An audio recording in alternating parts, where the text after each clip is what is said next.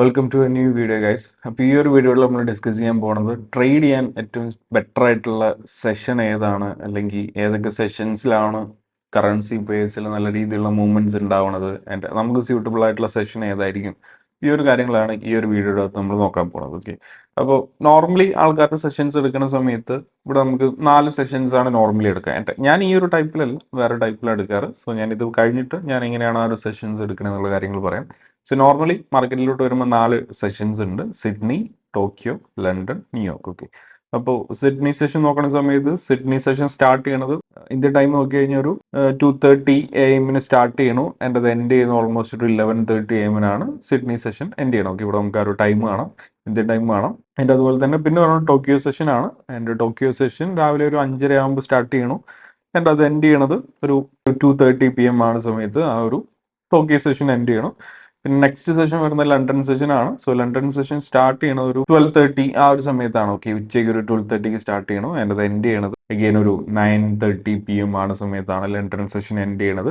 And അതുപോലെ തന്നെ last വരുന്നത് ന്യൂയോർക്ക് ആണ്. സോ ന്യൂയോർക്ക് ഒരു 5:30 PM ആകുമ്പോൾ സ്റ്റാർട്ട് ചെയ്യും. എൻ്റെ അത് എൻഡ് ചെയ്യണത് ഓൾമോസ്റ്റ് ഒരു 2:30 AM ആകുമ്പോൾ എൻഡ് ചെയ്യും. ഓക്കെ, അപ്പോൾ ഈ ഒരു രീതിയിൽ വരുമ്പോൾ നമുക്ക് സെഷൻസ് എടുക്കുന്ന സമയത്ത് ഇവിടെ നമുക്ക് കുറച്ച് ഓവർലാപ്സ് കാണാം. ഓക്കെ, ഈ ഒരു സിഡ്നിയും ടോക്കിയോ ഓവർലാപ്പ് ചെയ്യുന്ന കാണാം, ടോക്കിയോ ലണ്ടൻ ഓവർലാപ്പ് ചെയ്യണ കാണാം, ലണ്ടനും ന്യൂയോർക്ക് ഓവർലാപ്പ് ചെയ്യണ കാണാം. അങ്ങനെ ഓവർലാപ്പ് ചെയ്തിട്ട് കുറച്ച് കൺഫ്യൂഷൻസ് വരാം. ഓക്കെ, അപ്പോൾ ഞാനിവിടെ സെഷൻസിന് എടുക്കുന്ന കുറച്ചുകൂടി സിമ്പിൾ ആയിട്ടുള്ള ഒരു ക്വാർട്ടർലി തിയറിയുടെ ബേസിലാണ്.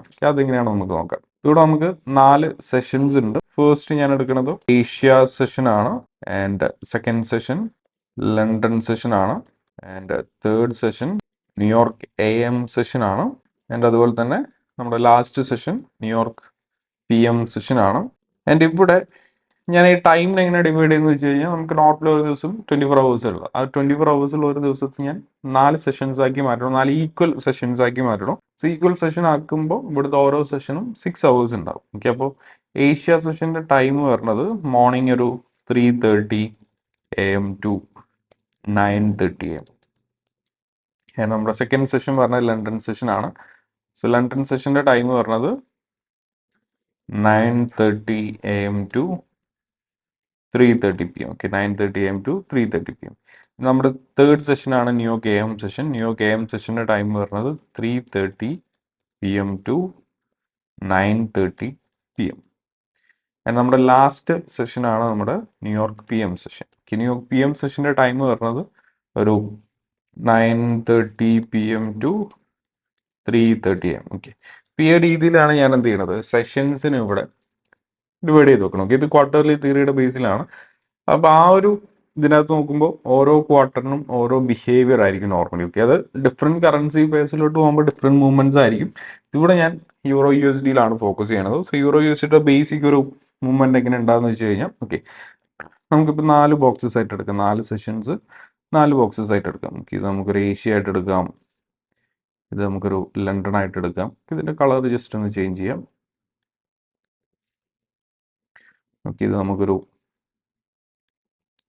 ഗ്രീൻ കളർ കൊടുക്കാം. പിന്നെ നമുക്കൊരു ന്യൂയോർക്ക് AM സെഷൻ, ഇതിന് നമുക്കൊരു റെഡ് കളർ കൊടുക്കാം. നമ്മുടെ ലാസ്റ്റ് സെഷൻ ഇത് ന്യൂയോർക്ക് AM, ആൻഡ് ഇത് ന്യൂയോർക്ക് PM. അതിൻ്റെ കളർ നമുക്കൊന്ന് ചേഞ്ച് ചെയ്യാം. ഓക്കെ, അപ്പോൾ ഇത് നമ്മുടെ ഏഷ്യ ആണ്, ആൻഡ് ഇത് നമ്മുടെ ലണ്ടൻ ആണ്, ആൻഡ് ഇത് നമ്മുടെ ന്യൂയോർക്ക് AM സെഷൻ, ഷോർട്ടായിട്ട് NYAM എന്ന് പറയാം.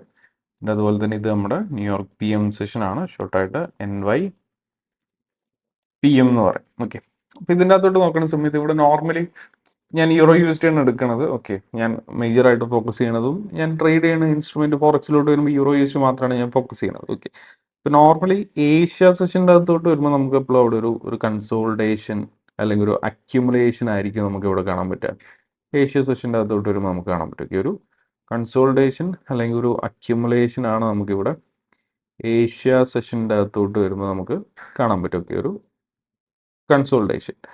ആൻഡ് ലണ്ടൻ സെഷൻ്റെ അകത്തോട്ട് വരുമ്പോൾ നോർമലി ഒരു അക്യുമുലേഷൻ, അതിനുശേഷമുള്ള ഡിസ്ട്രിബ്യൂഷൻ സ്റ്റാർട്ട് ആവും. ഓക്കെ, ഇപ്പോൾ അക്യുമുലേഷൻ സമയത്താണ് മാർക്കറ്റ് ലിക്വിഡിറ്റി എഞ്ചിനീയർ ആവണത്. ഓക്കെ, അപ്പ് സൈഡിനും ബൈ സൈഡ് ഓർഡേഴ്സും താഴെയായിട്ട് ഡൗൺ സൈഡായിട്ട് സെൽ സൈഡ് ഓർഡേഴ്സും ബിൽഡ് ആവും.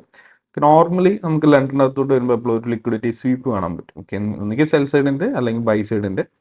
അതിനുശേഷം എന്ത് ചെയ്യണം, അവിടെ ഒരു സ്ട്രോങ് ആയിട്ടുള്ള ഒരു ഡയറക്ഷൻ മൂവ് സ്റ്റാർട്ട് ആവും. ന്യൂയോർക്ക് AM വരുമ്പോൾ അതിൻ്റെ ഒരു കണ്ടിന്യൂഷൻ ആയിരിക്കും. ആൻഡ് PM വരുന്ന സമയത്ത്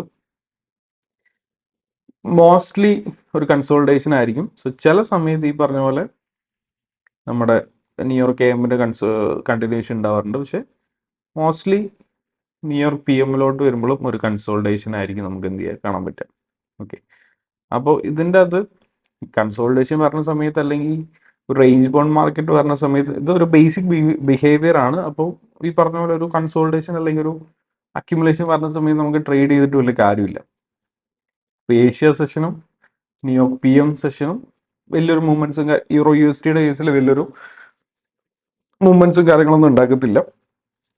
ഇപ്പം എപ്പോഴും നല്ല മൂവ്മെൻറ്റ്സ് ഉണ്ടാവണത് അല്ലെങ്കിൽ ഡയറക്ഷണൽ മൂവ്മെൻറ്റ്സ് ഉണ്ടാവണത് ഈ പറഞ്ഞ പോലെ ലണ്ടൻ സെഷൻ അല്ലെങ്കിൽ ന്യൂയോർക്ക് AM സെഷൻ. സോ ഈ ഒരു 2 സെഷൻ്റെ അകത്തായിരിക്കും നമുക്ക് എന്ത് ചെയ്യാൻ പറ്റുന്നത്, ഡയറക്ഷണൽ മൂവ്മെൻറ്റ്സ് നമുക്ക് അച്ചീവ് ചെയ്യാൻ പറ്റുന്നത്. ഓക്കെ, അപ്പോൾ ലണ്ടൻ സെഷൻ ആൻഡ് അതുപോലെ തന്നെ ന്യൂയോർക്ക് AM സെഷൻ. അതായത് ലണ്ടൻ പറഞ്ഞത് 9:30 AM to 3:30 PM, ന്യൂയോർക്ക് പറഞ്ഞത് 3:30 PM to 9:30 PM. ഓക്കെ, അപ്പോൾ ജസ്റ്റ് നമുക്ക് ചാർട്ടിലോട്ട് പോയിട്ട് ഏതെങ്കിലും ഒരു പേരിൻ്റെ ചാർട്ടിലോട്ട് പോയിട്ട് ജസ്റ്റ് നമുക്ക് അതൊന്നും മാർക്ക് ചെയ്ത് നോക്കാം. ഓക്കെ, ഇപ്പോൾ യൂറോ USDയിലോട്ട് വരാം. നമുക്ക് ഇത് വരണത് ഈ ഒരു ദിവസത്തെ, അതായത് തേഴ്സ്ഡേ ഇന്നലത്തെ പ്രൈസ് ആക്ഷൻ നമുക്ക് നോക്കാം. ഓക്കെ, അപ്പോൾ നമ്മുടെ ഏഷ്യ സെഷൻ സ്റ്റാർട്ട് ചെയ്യുന്നത് 3:30 AM. 3:30 AM to 9:30 AM ആണ് നമ്മുടെ ഏഷ്യ സെഷൻ വരുന്നത്. ആൻഡ് 9:30 AM to 3:30 PM 15:30 എന്ത് വരണം, ഒരു നമ്മുടെ ലണ്ടൻ സെഷൻ വരണം. ആൻഡ് അതിനുശേഷം 3:30 PM to 9:30 PM നമ്മുടെ ന്യൂയോർക്ക് AM സെഷൻ വരണം. ആൻഡ് 9:30 PM to 3:30 AM നമ്മുടെ ന്യൂയോർക്ക് PM സെഷൻ വരണം. ഓക്കെ, അപ്പോൾ ഈ ഒരു ദിവസത്തെ മൂവ്മെൻറ്റ് നമ്മൾ നോക്കുകയാണെങ്കിൽ ജസ്റ്റ് ബോക്സ് ആയിട്ട് നമുക്ക് മാർക്ക് ചെയ്ത് വെക്കാം. ഓക്കെ, ഇത് നമ്മുടെ ഏഷ്യ സെഷനാണ്. ഏഷ്യ എന്തായിരുന്നു, ഒരു കൺസോൾട്ടേഷൻ ആയിരുന്നു. ഓക്കെ, റേഞ്ച് ബൗണ്ട് മാർക്കറ്റ് ആയിരുന്നു ഏഷ്യയുടെ അകത്ത് പോയപ്പോൾ നമുക്ക് കാണാൻ പറ്റിയത്. സോ ന്യൂയോർക്കിലോട്ട് പോയപ്പോൾ നമുക്ക് എന്ത് കാണാൻ പറ്റി, ഗെയിൻ കുഴപ്പമില്ലാത്തൊരു സെല്ല് നമുക്ക് കാണാൻ പറ്റിയിട്ടുണ്ട്. ലണ്ടനിലോട്ട് പോയപ്പോൾ നമുക്ക് എന്ത് കാണാൻ പറ്റി, നല്ലൊരു സെല്ല് നമുക്ക് കാണാൻ പറ്റിയിട്ടുണ്ട്. അതായത് 9:30 AM to 3:30 PM നമുക്ക് ഇവിടെ എന്ത് കാണാൻ പറ്റി, ഇവിടെ സ്ട്രോങ് ആയിട്ടുള്ള ഒരു സെല്ല് ലണ്ടൻ സെഷൻ്റെ അകത്തോട്ട് വന്നപ്പോൾ കാണാൻ പറ്റി. ന്യൂയോർക്ക് AM സെഷൻ നമുക്ക് നോക്കാം. ഓക്കെ, ന്യൂയോർക്ക് AM സെഷൻ നമുക്ക് നോക്കിയപ്പോൾ എന്താ കാണാൻ പറ്റി, ഒരു സ്ട്രോങ് ആയിട്ടുള്ളൊരു ബൈ ആണ് നമുക്ക് കാണാൻ പറ്റിയിട്ടുള്ളത്. ഓക്കെ, ഒരു സ്ട്രോങ് ആയിട്ടുള്ളൊരു ബൈ നമുക്ക് കാണാൻ പറ്റി. അതായത് ഇവിടെ നോക്കുന്ന സമയത്ത് ന്യൂയോർക്ക് PM നോക്കുന്ന സമയത്ത് കൈൻഡ് ഓഫ് ഒരു റിവേഴ്സലായിരുന്നു. ഇതായിരുന്നു ന്യൂയോർക്ക് PM സെഷൻ. ഓക്കെ, അപ്പോൾ ഇവിടെ ഈ ഒരു 4 സെഷൻ്റെ അകത്തോട്ട് നോക്കുന്ന സമയത്ത് നമുക്ക് നല്ല മൂവ്മെൻറ്റ്സ് കിട്ടിയിട്ടുള്ള ഒന്ന് ലണ്ടൻ സെഷൻ്റെ അകത്ത്, ഒന്ന് ന്യൂയോർക്ക് AM സെഷൻ്റെ അകത്തോടെ. ഇവിടെ നോക്കുമ്പോൾ ന്യൂയോർക്ക് AM സെഷൻ്റെ അകത്താണ് ഒരു ഡയറക്ഷണൽ മൂവ്മെൻറ്റ്സ് നമുക്ക് കിട്ടിയിട്ടുള്ളത്. ഓക്കെ, അപ്പോൾ ട്രേഡ് ചെയ്യാൻ ഏറ്റവും ബെറ്റർ ആയിട്ടുള്ളത് ലണ്ടൻ സെഷനും അതുപോലെ തന്നെ ന്യൂയോർക്ക് സെഷനുമാണ് യൂറോ USDയുടെ കേസിലോട്ട് വരുന്ന സമയത്ത്. ഓക്കെ, അപ്പോൾ ഈ ഒരു വീഡിയോയുടെ എയിം ജസ്റ്റ് സെഷൻ വൈസ് ആയിട്ട് എങ്ങനെയാണ് യൂറോ USD മൂവ് ചെയ്യണത്, ട്രേഡ് ചെയ്യാൻ പറ്റിയ ബെറ്റർ സെഷൻസ് ഏതൊക്കെയാണ്, ആ ഒരു കാര്യങ്ങളായിരുന്നു. അപ്പോൾ ഈ ഒരു വീഡിയോ ഹെൽപ്ഫുൾ ആയിട്ടുണ്ടാകുമെന്ന് വിചാരിക്കുന്നു. സോ വേറെ ടോപ്പിക്കുമായിട്ട് മറ്റൊരു വീഡിയോയിൽ കാണാം. ബൈ.